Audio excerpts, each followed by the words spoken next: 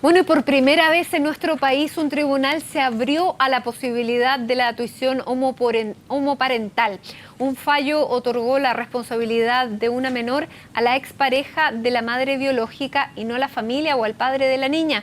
Queremos conversar sobre este tema y para eso nos acompaña la jueza de Tribunales de Familia, Gloria Negroni. Jueza, muchísimas gracias, buenas tardes. Hola, buenas tardes, Matilde. Bueno, ¿qué condiciones se han tenido que dar en este caso para que sea la pareja de la madre biológica de esta niña, que es una mujer que básicamente ha criado a esta niña desde que nació, la que tenga la tuición y no, por ejemplo, la madre biológica, el padre o los abuelos que uno pensaría están en la línea de precedencia antes que alguien que no tiene un vínculo sanguíneo? Bueno, precisamente lo que prima para cualquier juez de familia es el interés superior de la niña, y el interés superior o el mejor bienestar de un niño no necesariamente está ligado al concepto sanguíneo, al vínculo sanguíneo que ese niño tenga con la persona, sino más bien a quién, qué adulto responsable, que es lo que está básicamente en juego en este caso, cuál es el adulto responsable que garantiza de mejor manera los derechos de esta niña. Por lo tanto, en este y otros casos, la idea siempre es estar en función del principio de interés superior del niño, en este caso de la niña en particular. Y en este caso, ¿por qué el tribunal optó por darle la tuición a la expareja de la madre? ¿Qué requisitos reunía? ¿Qué había demostrado ella en este tiempo que ha mantenido a la niña en su, digamos, a su cargo? El caso no lo conozco en particular. En general, yo diría que lo que uno como juez de familia hace es aplicar la ley. El artículo 125 del Código Civil señala claramente cuáles son los requisitos que se tienen que cumplir, y uno de ellos, relacionado con otro artículo que es el 226, cuando se le entrega a un tercero el cuidado personal de los niños, tiene relación principalmente con la vinculación afectiva que tenga el niño con esta persona, con este adulto responsable, que es para el niño o niña en este caso, es quien la ha criado. Entonces no está relacionado necesariamente con acreditar sangre, sino con acreditar qué es lo mejor desde el punto de vista de la vinculación afectiva, de las capacidades, de las aptitudes que tenga esta persona para la crianza, que se demostró según está señalado en el caso, pero esto en todos los casos. Quiero abstraernos del caso en particular para hablar de lo que significa la parentalidad responsable, la coparentalidad, la corresponsabilidad parental. Eso no está ligado necesariamente a una condición sanguínea ni tampoco a una condición especial de alguno de los padres o de los adultos responsables. Lo importante es que el niño esté en las mejores condiciones posibles, y eso se acredita mediante sus condiciones de salud, de educación, cómo se ha garantizado sus derechos tanto a la salud o a la educación, cómo ha sido la contención, la protección que ese niño siente y cómo ese niño se siente vinculado, como digo, efectivamente, cuál es la opinión que expresa frente al juez, si es que conforme a su edad y madurez puede expresar una opinión libremente, atendida, como digo, si es muy pequeño. Hay diferentes formas de escuchar la opinión del niño. Se puede escuchar directamente por el juez, se puede escuchar a través de un informe, de un pericial, de una pericia psicológica o social, etcétera. Y de todas esas maneras, entonces, se va tomando cuáles son todos los antecedentes que aseguren y garanticen que la persona que va a tener al niño su cuidado sea quien garantice mejor sus derechos. ¿Podría Eso entonces es lo obtener básico. la tuición definitiva? Claramente. Ahora, este caso es importante porque abre otra puerta y otra posibilidad, y es que precisamente nuestra legislación se abra a la adopción homoparental. ¿Qué tan cierto puede ser este caso para una situación como la que le estoy planteando? Yo creo que no tenemos que perder de vista que la mayoría de las situaciones en Chile no se abordan en tribunales. Eso es lo primero. La mayoría de los padres y madres u otros adultos responsables lo son y no llegan los casos a los tribunales. Los que llegan a tribunales son pocos.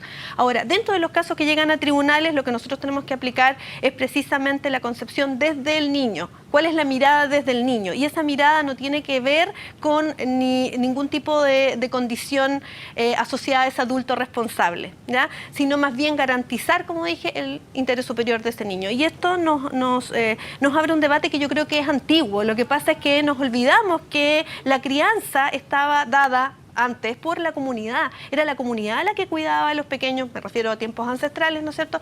Luego esto se fue especificando en las familias, familias extensas, familias ampliadas, ¿no es cierto? Y luego fue esto haciéndose cada vez más restringido, llamémosle así, a el padre y la madre, que son obviamente los primeros responsables. Pero no nos olvidemos que muchas veces muchas personas han sido criadas por otros terceros adultos responsables, como son los abuelos, en este caso los ascendientes, los tíos por el lado materno, línea materna, línea materna, u otros adultos responsables de confianza del niño o con el que el niño haya generado estos vínculos. Y por lo tanto, cuando hablamos de la posibilidad de adopción homoparental, lo que tenemos que poner por sobre, a mi juicio, todas las otras consideraciones es cómo vamos a garantizar mejor los derechos de un niño que, por ejemplo, hoy día está en un hogar, en una institución. ¿Qué es mejor? ¿Que un niño esté en una institución o que tenga una familia? No importa el concepto de familia que tengamos los adultos, sino qué es mejor para ese niño. De acuerdo a su experiencia, ¿qué es mejor para ese niño? Siempre va a ser mejor para un niño estar en una familia. Y el concepto familia es el que tenemos que hoy día pensar desde una manera distinta, desde una perspectiva distinta, porque para el niño la familia sigue siendo familia aun cuando los padres se separen. La familia es la abuela, la familia es la madre muchas veces y solo es la madre y la abuela. No hay una figura paterna, por ejemplo, en la familia. Y eso no la hace menos familia que otro tipo de familia.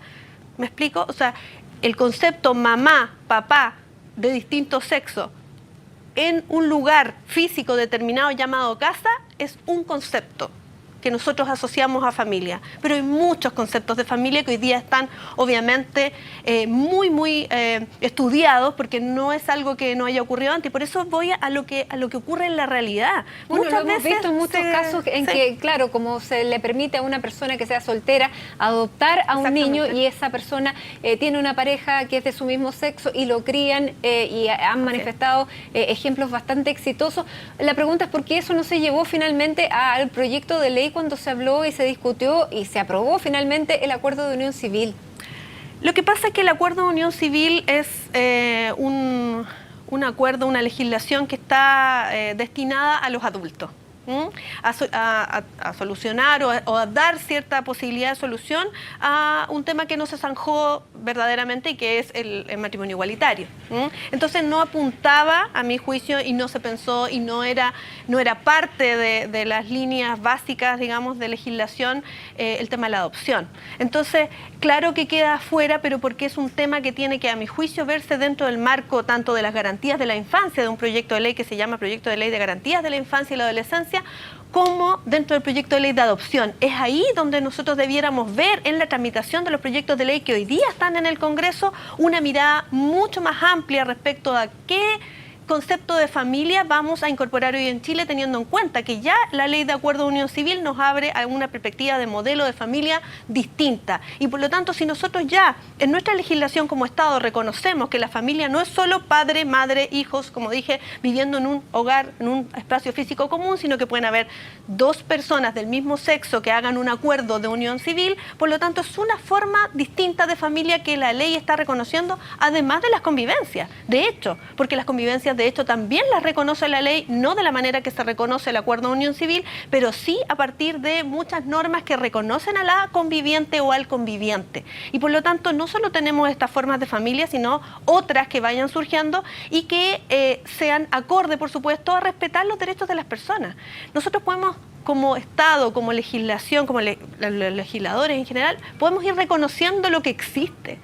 Si nosotros nos negamos a aquellas cosas que efectivamente existen, entonces estamos tapándonos los ojos frente a realidades que ya son.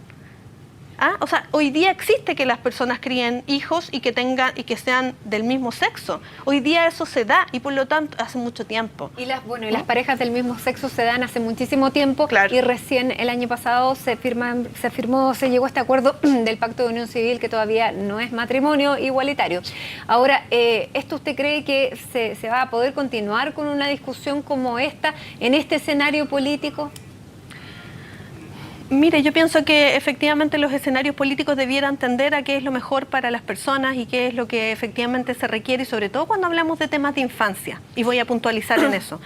Cuando nosotros hablamos de familia, infancia y adolescencia, a mi juicio, esos deberían ser los temas más importantes en esta sociedad, porque estamos hablando de qué es lo que queremos para el futuro. Abogada, ¿qué le dice usted a las personas que plantean que los niños que son criados por dos personas del mismo sexo van a crecer con valores o con conductas que no son las propias o las que deberían tener?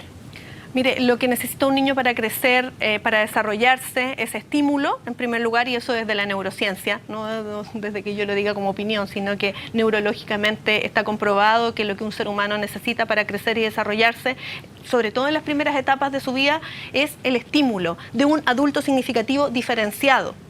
Un niño que no recibe estímulo, que está en un hogar, por ejemplo, en un hogar institucional donde hay mucha rotación de personas, o en un hospital donde hay mucha rotación de enfermeras o enfermeros, lo que ocurre es que ese niño no puede distinguir a este adulto de otro y no puede hacerlo significativo para su vida. Y eso genera que no desarrolle toda su potencialidad a nivel neurocognitivo. Entonces, eso causa estragos, y causa estragos durante toda la vida de ese niño, hasta que es adolescente y adulto.